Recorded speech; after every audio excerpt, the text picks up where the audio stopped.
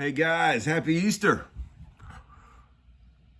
Welcome to Homeskoolin, Volume 4, I think, with your host, the Session Man, Little Tommy Bukovac, or the Starship Trooper, as the one guy called me.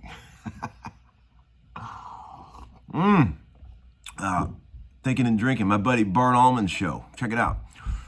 So look, I didn't think I was going to be able to do a show today because, it's Easter, and but it's just pouring down rain outside all day. So there's really nothing to do out there. So we already watched Peter Rabbit. So we're just they're just playing with toys now. So I had time to come out and play a little bit. So, I know you guys think of me as a very prog rock guy. And I do love that stuff. But, you can take the boy out of Cleveland, but you can't take the Cleveland out of the boy. I love the rock and roll. And, I was going to talk about one of my favorite things in all of guitardom today. I call it the smear.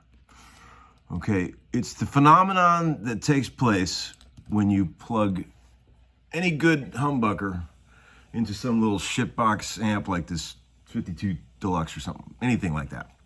There's this thing, this mishmash of harmonics that happens where the notes all smear together. You've heard it on a million records. Billy Gibbons is the king of it, I think. I think no one understands the smear more than Billy. I mean, he's the king of the smear. Here's what I'm talking about. Like this shit. Like,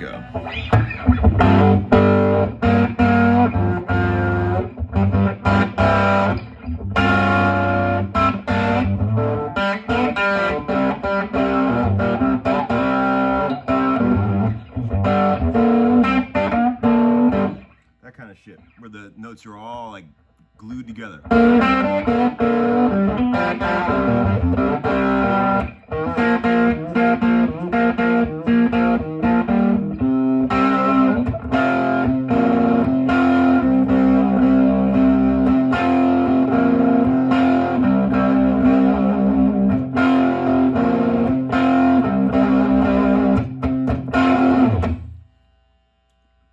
Remember the song, old ZZ Top song called Arrested for Driving While Blind on the Tejas record? That's one of my all-time favorite songs. You guys remember that one? If you don't, check that out immediately. It's a blues shuffle in G. It's like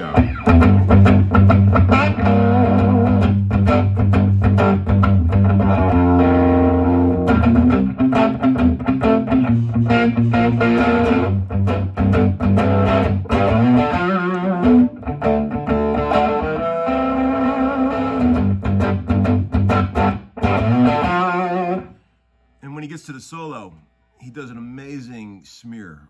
He goes like this.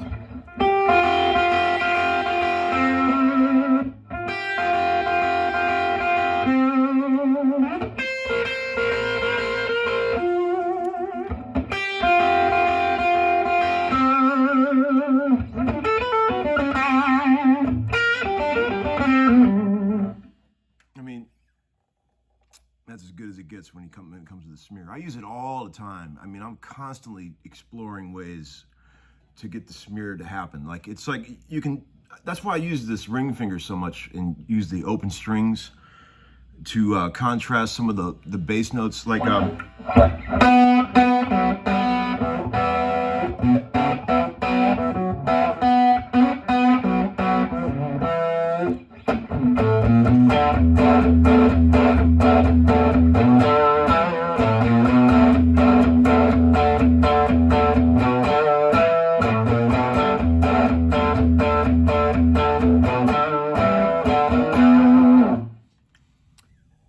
remember that song? That's Midnight Moses by Sensational Alex Harvey Band.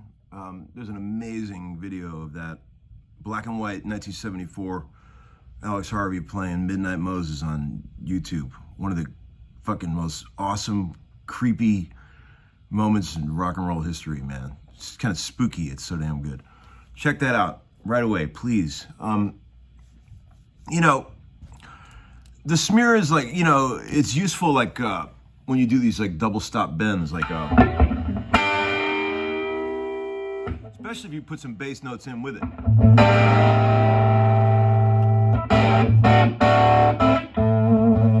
Remember in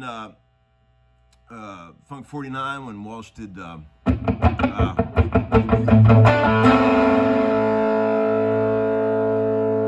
that flat third up to the major third, and to get it just to rub just right against that open A note.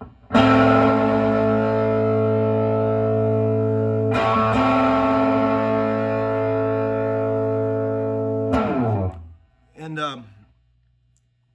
here's another good example of the smear that a lot of people don't realize was going on. I read one time in a magazine years ago that Jimmy Page was talking about how he played the riff to "A Whole Lot of Love." And, you know, when I was a kid, I just thought it was, you know, right?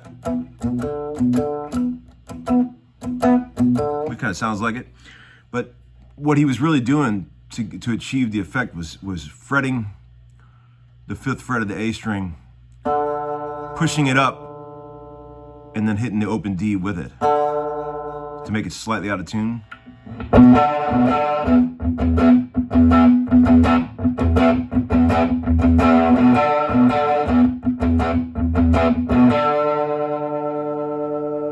I always thought it was just like the bass and the guitar being a bit out of tune when I was a kid, but you can achieve the effect with just guitar. It's really, really cool. Tony Iommi in Black Sabbath was very familiar with the smear. Remember on War Pigs on the intro when he goes,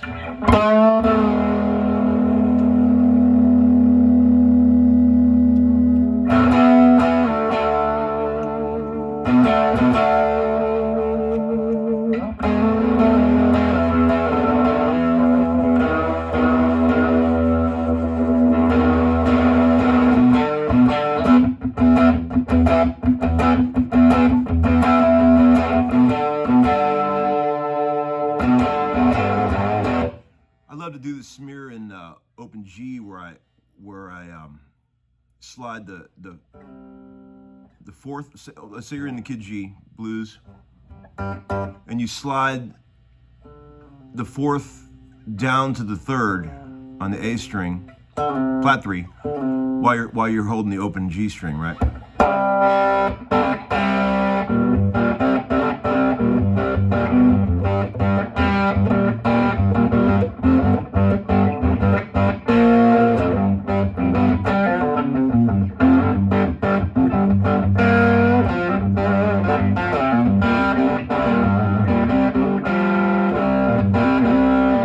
That's a great smear right there.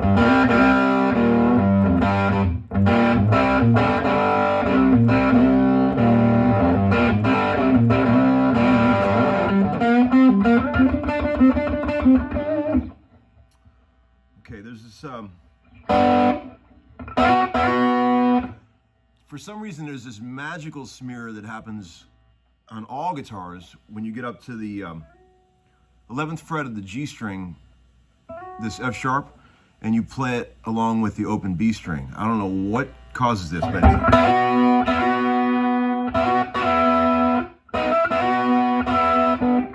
you can actually just feel the whole guitar vibrating when you do that.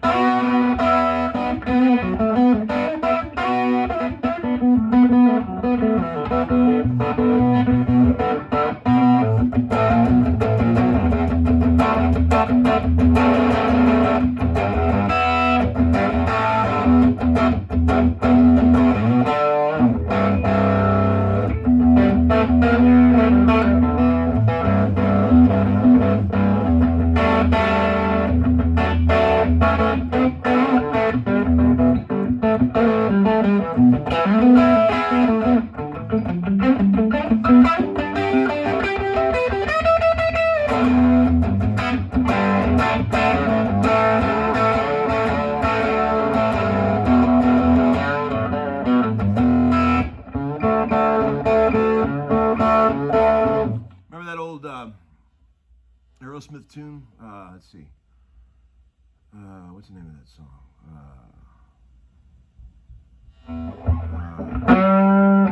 I can't quite remember now. The riff from Adam's Apple. Audley Freed taught it to me one time.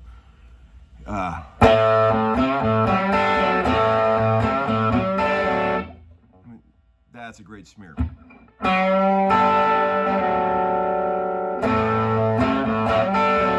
Something like that. I'm not sure if that's the exact riff, but that's the concept.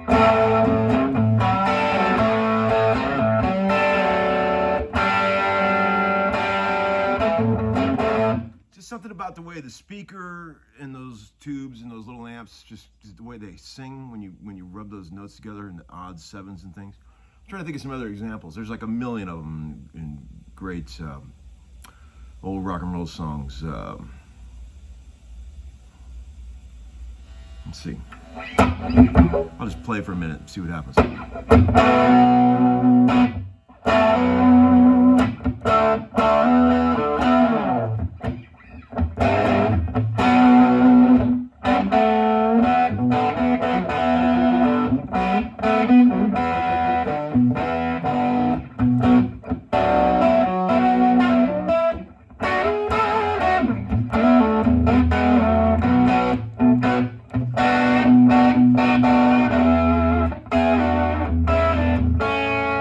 Okay, here's one that just came to mind. Remember in Jamie's Crying? Eddie, I always marveled at how good Eddie Van Halen's tuning was. I mean, remember in the verse bits when he goes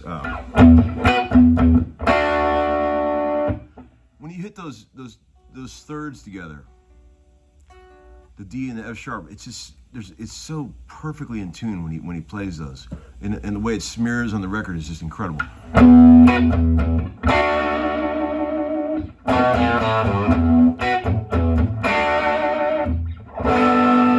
That's another one he does in that song.